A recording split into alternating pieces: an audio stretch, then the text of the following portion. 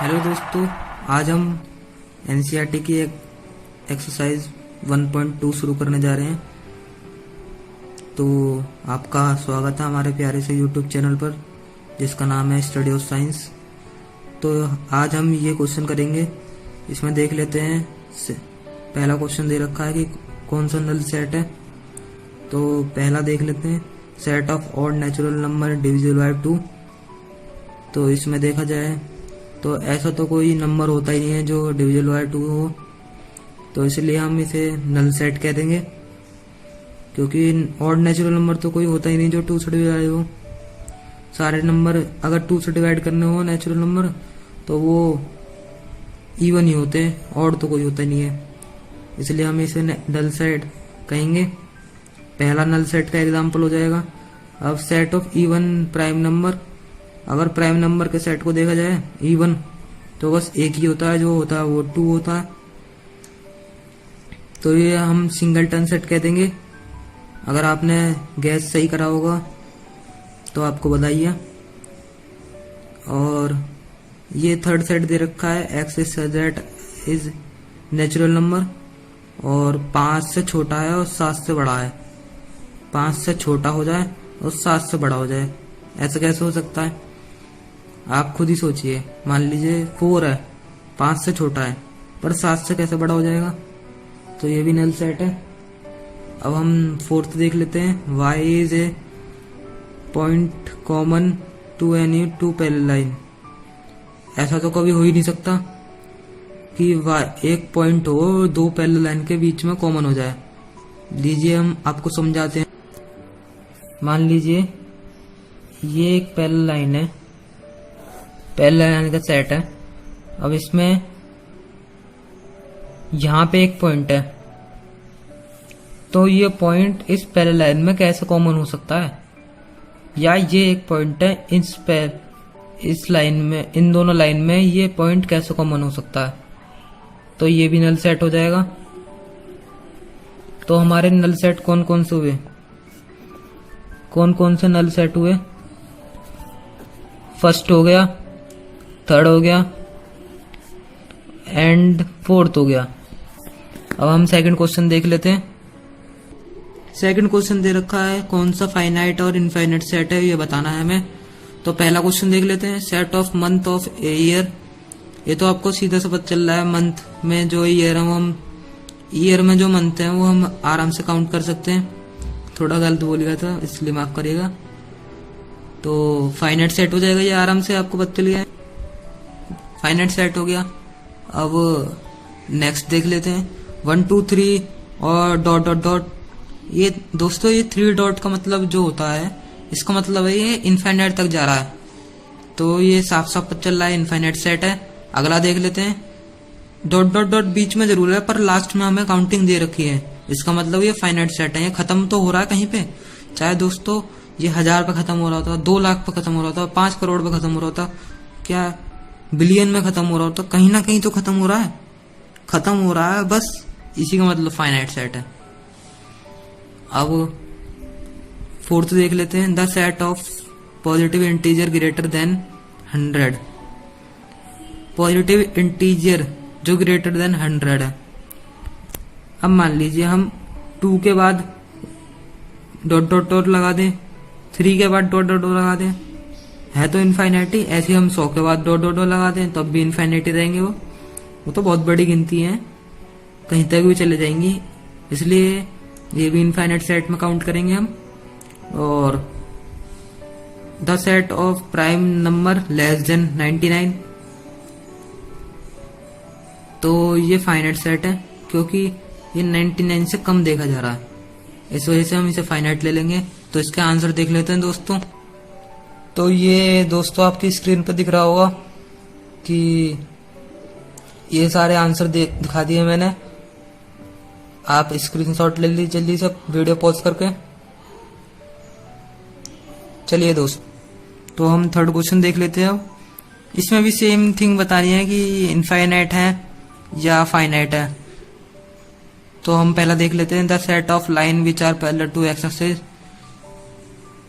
ऐसी तो बहुत लाइन होंगी जो एक्स एक्सिस के पैरेलल होंगी, तो इसे हम थोड़ा प्रूव करके दिखा देते हैं आपकी समझ में आने के लिए। तो मान लीजिए ये एक एक्सिस है और ये दूसरी एक्सिस है। अब इसके पैरेलल में तो बहुत सारी लाइन आ जाएंगी, ये नीचे तक चलती चली जाएंगी। ये एक्स एक्सिस है, ये वाई एक्सिस है, तो ये नीचे तक चलती चली जाएंगी, ये तो इनफाइनाइट तक चलती जाएंगी। तो इसलिए इसे इनफाइनाइट सेट कह दिया हमने। अब set of letter in English alphabet, English alphabet में कितने सेट के लेटर होते हैं? तो इसमें तो 26 ही होते हैं, तो ये फाइनाइट हो जाएगा। अब मल्टीपल ऑफ 5, ये भी इनफाइनाइट होगा क्योंकि 5 के तो और चलते चले जाएंगे। ऐसे ही हम फोर्थ देख लेते हैं। फोर्थ देखेंगे तो हमें पता चलेगा कि set of animal living on earth, तो ये तो इनफाइनाइट होएगा क्योंकि हम तो काउंट ही नहीं कर सकते कितने एनिमल रह रहे हैं। अब set of circles passing through the 0 origin, 0 origin से तो बहुत सारे सेट होंगे, तो ये भी इनफाइनाइट होगा। इसे समझाते हैं थोड़ा हम। मान लीजिए ये कोई ओरिजिन है 0 अब यहाँ पे हमने एक छोटा सा सर्कल बनाया, थोड़ा बड़ा कर दिया और थोड़ा बड़ा कर दिया, ऐसे बड़े करते चले जाएं, बड़े करते चले जाएं, बड़े करते चले जाएं, बड़े करते ही चले जाएं, और बड़ा कर दिया और बड़ा कर दिया और बड़ा कर दिया। देखिए ये बहुत बड़ा करते चले जाएं, कितने भी सर्कल लगाते जाएं इसमें हम, ये तो इनफाइनाइट सर्कल लग जाएंगे ऐसे। तो इस वजह से इनफाइनाइट सेट कहा गया है उसे। तो ये हम फोर्थ देख लेते हैं, a is equal to b और नॉट। तो हम देख लेते हैं पहला क्या है। पहले मैंने आपको पहले वीडियो में बताया था कि सेट में कितने भी एलिमेंट हो पर रिपीट नहीं होनी चाहिए, चाहे कैसे भी ऑर्डर में लिखे हो, ऑर्डर मैटर नहीं करता इसमें, ठीक है। तो ए में ABCD दे रखा है, बी में DCBA दे रखा है, तो ये दोनों बराबर होंगे, बिल्कुल बराबर होंगे।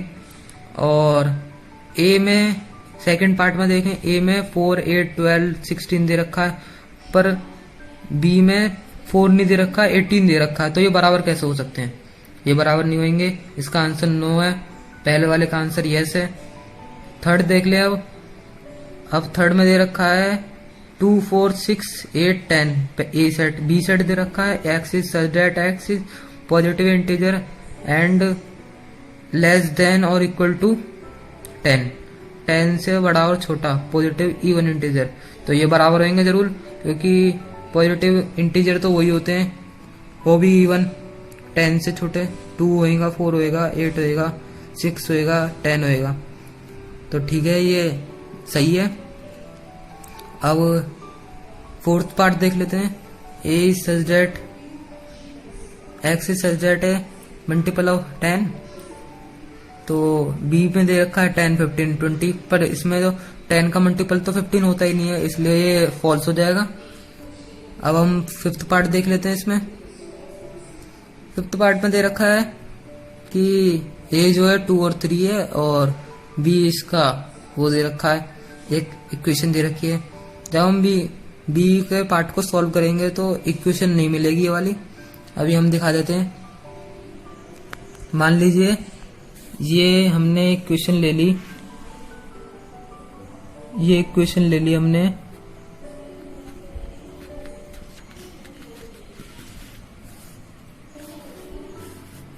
इक्वेशन आ गया हमारे पास ये। अब हम इसमें मिडलटन स्प्लिटिंग मेथड लगा देंगे, तो 2 और 3 हो जाएगा ये 2x। अब हम इसे करेंगे तो देखिए इसमें x जो है -3 और -2 आ रहा है, पर देखिए दोस्तों ये ए सेट में 2 और 3 दे रखा है इसमें, तो ये इसलिए इसके पेयर नहीं होंगे, तो ये रीजन हो जाएगा no ABCD does not contain exactly the same element, इसलिए ये बराबर नहीं होंगे। अब सेकंड पार्ट देख लेते हैं। A is such that a letter of follow, पर Y is such that the letter of wolf, तो देखिए WLOF, बस इनमें यही तो सेम है, और हमें पता है सेट में हम कोई चीज रिपीट नहीं करते, तो ये दोनों बराबर हो जाएंगे। तो इसका आंसर यस हो जाएगा, क्योंकि एफ एल 2 बार है फॉलो में, तो एक बार लगा देंगे, और ओ भी 2 बार है, एक बार लगा देंगे, तो दोनों बराबर हो जाएंगे। अब 6 पार्ट देख लेते हैं। 6 में क्या दे रखा है, A4 ए दे रखा है 6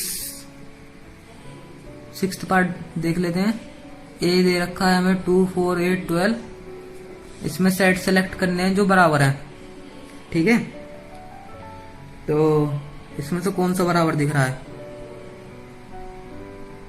इसमें से बराबर दिख रहा है बी और डी बराबर दिख रहा है, और ई और जी बराबर दिख रहा है, और कोई बराबर नहीं दिख रहा, क्योंकि उनके एलिमेंट सेम है, इसलिए ये बराबर है। तो इसके आंसर एक बार मैं सारे आपको दिखा देता हूँ, स्क्रीनशॉट ले लेना उसके। ये है 1 और 2 क्वेश्चन के आंसर। इसके बाद हैं 3 और 4 क्वेश्चन के आंसर, और इसके बाद है 5 और 6 के आंसर।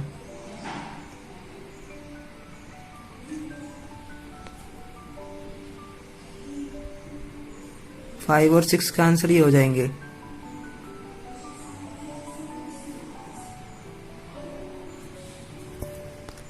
तो धन्यवाद दोस्तों।